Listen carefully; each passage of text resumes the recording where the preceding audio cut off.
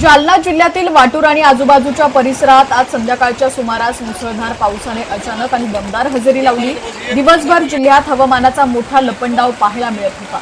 काही ठिकाणी ढगाळ वातावरण तर काही ठिकाणी कडक ऊन आणि उकाड्यानं नागरिक अक्षरशः हैराण झाले होते। मात्र संध्याकाळी 5 वाजेच्या सुमारास अचानक आभाळ काळवंडून आलं आणि विजांच्या कडकडाटासह धोधो पावसाला सुरुवात झाली। जवळपास अर्धा तास हा मुसळधार पाऊस अत्यंत वेगानं कोसळत होता।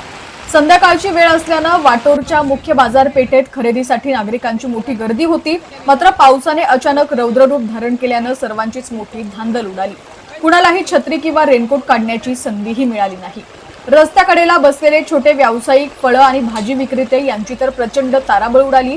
डोळ्या देखत आपला माल भिजू नये म्हणून व्यापाऱ्यांची मोठी धावपळ सुरू होती, तर ग्राहकांनी मिळेल त्या दुकानाचा आणि आडोशाचा आश्रय घेतला।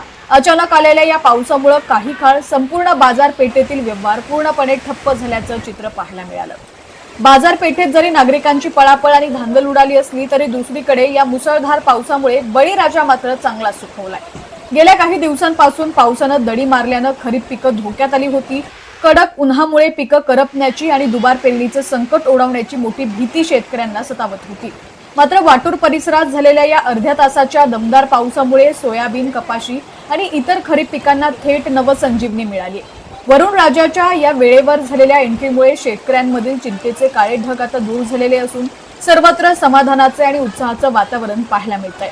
राज्यातील तुमचा जिल्हा कोणता आणि तुमच्या जिल्ह्यात सुद्धा हवामानाची काय स्थिती आहे ती सुद्धा आम्हाला कमेंटच्या माध्यमातून नक्की कळवा। पाहत रहा HPN मराठी न्यूज।